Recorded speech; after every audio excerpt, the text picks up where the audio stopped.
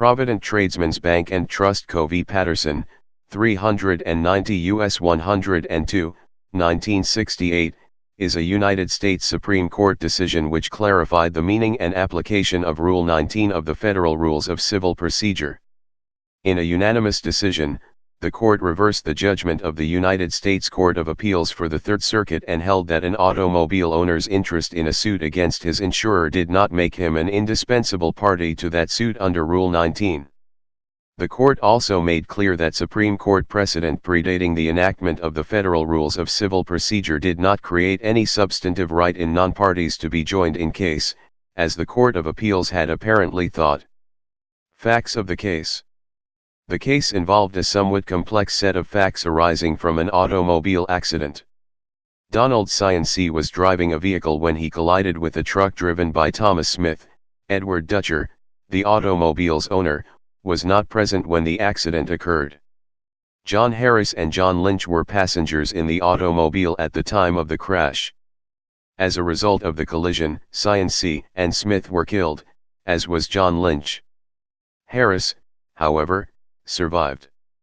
Provident Tradesmens Bank, the administrator of Lynch's estate, sued the estate of C., the car's driver, in federal district court pursuant to diversity jurisdiction. C.'s estate, in turn, notified Lumbermen's Mutual Casualty Company, Dutcher's insurance company, alleging that Lumbermen's had a duty to defend pursuant to Dutcher's insurance policy. However, Lumbermen's declined to defend C.'s estate in the suit by Provident, asserting that C. had not had permission to drive Dutcher's vehicle and hence was not covered by the policy.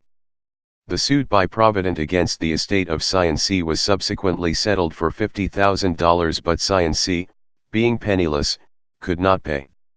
Apparently eyeing Lumbermen's deep pockets and armed with a liquidated $50,000 claim from its suit against C.'s estate, Provident brought suit in federal district court seeking a declaration that C. had permission from Dutcher to use the automobile. The only named defendants in the declaratory action were Lumbermen's and the estate of C. David Dutcher, the owner of the vehicle and the beneficiary of the Lumbermen's insurance policy, was not named as a defendant. The district court concluded that as a matter of applicable Pennsylvania law, the driver of an automobile is presumed to have the permission of the owner. Although the defendants sought to introduce testimony by Dutcher, the car's owner, concerning the restrictions he had imposed on C.'s use of the automobile, the court held that under Pennsylvania's dead man rule Dutcher was incompetent to testify, because his interests were adverse to that of Lynch's estate. Since there was no other evidence controverting the presumption of permission by Dutcher, the district court directed a verdict in favor of the Provident Tradesmens Bank. Lumbermen's appealed, and the United States Court of Appeals for the Third Circuit held that because Dutcher was an indispensable party and was not joined in the initial action, the suit must be dismissed. It held, 1.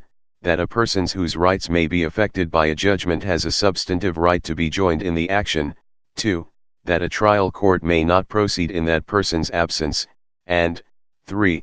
That since Dutcher could not be joined without destroying the court's diversity jurisdiction, the suit had to be dismissed. The Supreme Court of the United States granted certiorari to address the scope of the newly amended Rule 19 of the Federal Rules of Civil Procedure. Supreme Court Decision. After reciting the full text of Rule 19, the court assumed that Dutcher fell within the description in Section A of persons who should be joined if feasible. However, because Dutcher was from the same state as the plaintiffs in the case, Pennsylvania, he could not be joined without depriving the federal courts of jurisdiction over the case. The court then turned to the Section B of Rule 19, which governs situations where joinder of the absent person is not feasible.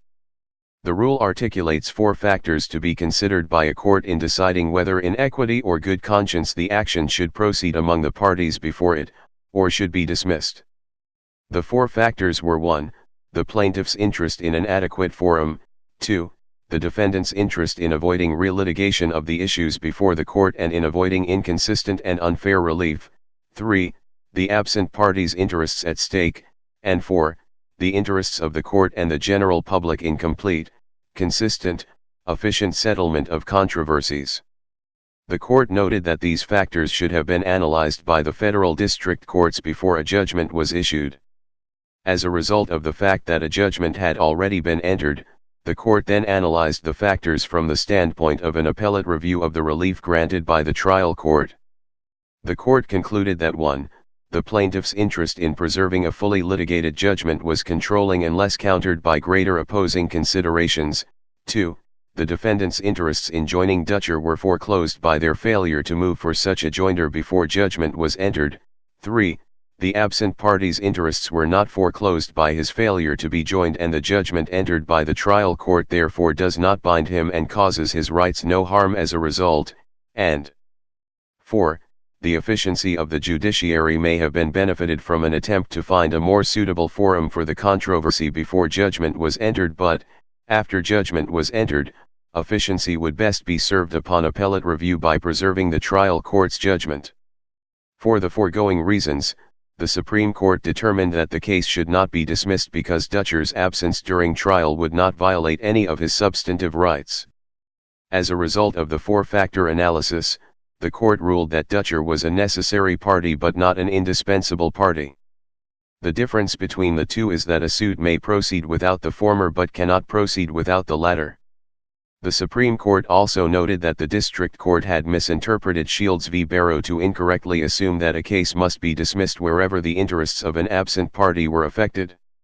The Supreme Court explained that where an absent party's interests were affected in a suit, the four factors enumerated above had to be analyzed to determine whether the suit should proceed without the party or be dismissed. Please subscribe and thanks for watching.